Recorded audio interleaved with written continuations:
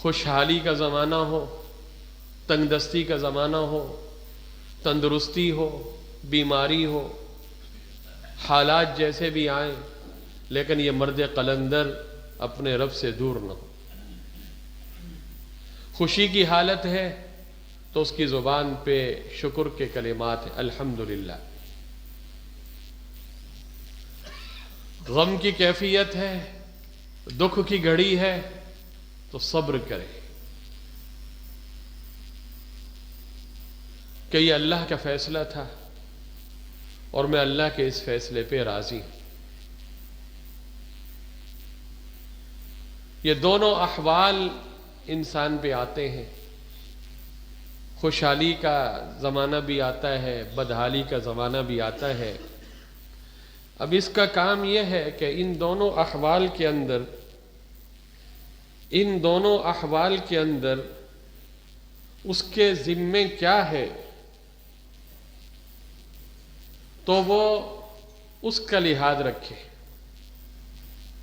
خوشحالی کے اندر اس کے ذمے کیا ہے اور پریشانی میں اس کے ذمے کیا ہے، توجہ اس کی طرف رکھے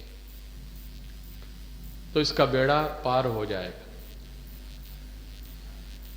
دنیا میں ہر طرح کے احوال سے انسان کو گزرنا پڑتا ہے اور اس میں اس کی آزمائش ہے، اس کا امتحان۔ حق تعالی شانہ جس کو دیتا ہے تو دے کر بھی اس کو آزماتا ہے کہ میں نے اس کو اتنا دیا ہے، اب یہ اس حال کے اندر میرا شکر ادا کرتا ہے یا نہیں کرتا۔ بہت کم لوگ ایسے ہوتے ہیں، خود قرآن میں فرمایا وَقَلِيلٌ مِّنْ عِبَادِيَ الشَّكُورُ، میرے شکر گزار بندے تھوڑے ہیں۔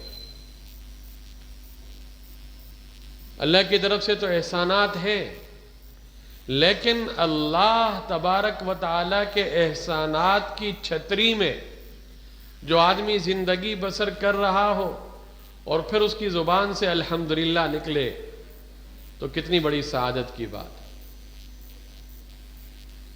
اور پھر اللہ رب العالمین اس شکر گزار بندے کے احسانات میں مزید اضافہ فرماتے، انعامات میں اضافہ فرماتے۔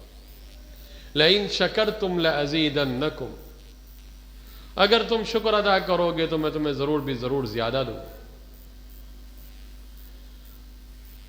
آج یہ شکر کی کیفیت بھی ہمارے اس سے اٹھتی جا رہی۔ الحمدللہ اللہ تبارک و تعالیٰ کی وہ نعمتیں ہم استعمال کر رہے ہیں جو کبھی فرعون کے خواب و خیال میں بھی نہیں تھیں، جو کبھی قارون کے خواب و خیال میں بھی نہیں تھیں، جو نمرود کو بھی نہیں ملی تھیں۔ آج کیسی کیسی نعمتیں ہمیں نصیب ہیں۔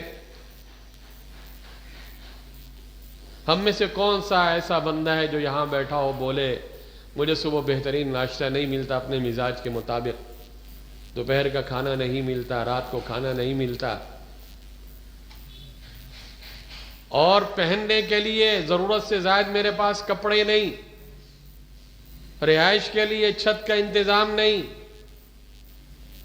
الحمدللہ اللہ کا شکر ہے کہ اللہ نے یہ احسانات، یہ نعمتیں ہمارے اوپر کی ہیں، لیکن نہ شکر کے کلمات۔ جب بھی دو چار دوست آپس میں بیٹھیں گے، شکوے شکایات،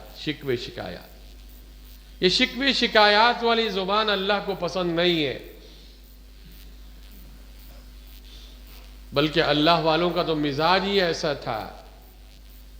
وہ کہتے تھے کہ اگر تکلیف بھی آئے، اور تکلیف کس کی طرف سے آتی ہے؟ خالق کی طرف سے، تو خالق کی طرف سے آئی ہوئی ایذا اور تکلیف کا اظہار مخلوق کے سامنے کرنا یہ بھی بے صبری ہے۔ یہ بڑے اونچے پائے کے لوگ تھے اور وہ اللہ کے سامنے ہی اپنا دکھ اور اپنا درد بیان کرتے، کیونکہ تکلیف بھی اسی کی طرف سے آئی ہے، ہٹانے والا بھی وہی ہے۔ وہ اگر فیصلہ کر لے، ابھی انشاءاللہ حدیث کا ترجمہ آپ کے سامنے آئے گا، اگر وہ فیصلہ کر لے کہ یہ تکلیف نہیں ہٹ سکتی، دنیا کے سارے ڈاکٹر جمع ہو جائیں، اس کا علاج کرنے لگے، وہ تکلیف نہیں ہٹ سکے۔ اگر وہ فیصلہ کر لے کہ اس کو کوئی تکلیف پہنچا نہیں سکتا، پوری دنیا کے لوگ جمع ہو جائیں اس کو نقصان پہنچانے کے لیے تو اس کو نقصان پہنچ نہیں سکتا۔ یہ خزانے اللہ نے اپنے پاس رکھے۔ ہمیں اپنا یہ ایمان مضبوط کرنا ہے، اپنا تعلق اور اپنا کنیکشن اللہ کے ساتھ جوڑنا ہے۔ وہ ہمارے دن کے اجالے میں بھی یہ جانتا ہے کہ یہ بندہ کیا کر رہا ہے، رات کی تاریکی سے بھی وہ واقف ہے۔ میں مزید اپنی باتیں نہیں کرتا، ابھی جو آیتیں پڑھی حدیثیں ان کا ترجمے میں بہت بہترین انداز میں اسی موضوع کو اور انہی باتوں کو بیان کیا گیا۔ دعا فرمائیں کاش کہ اللہ تعالیٰ قرآن پاک کی ان آیتوں پہ صحیح ایمان اور یقین ہمیں نصیب فرمائے اور ان احادیث کو اپنے دل میں بٹھانے کی توفیق عطا فرمائے اور اس کے مطابق زندگی بسر کرنے کی توفیق نصیب فرمائے۔ جو زندگی ہم نے گزار دی سو گزار دی، ہم توبہ کریں اس سے، اپنی زندگی میں انقلاب لائیں، تبدیلی لائیں۔ کچھ معلوم نہیں ہے کہ کل کو ہمارے بارے میں بھی اعلان ہو جائے گا بھئی فلاں صاحب کا فلاں وقت جنازہ ہے۔ آپ دیکھتے نہیں، یہی مسجد کے ساتھی ہوتے ہیں، نماز پڑھ کے باہر نکلتے ہیں، اگلی نماز کا وقت پہ وہ نہیں پہنچتے، کہیں اور پہنچ جاتے۔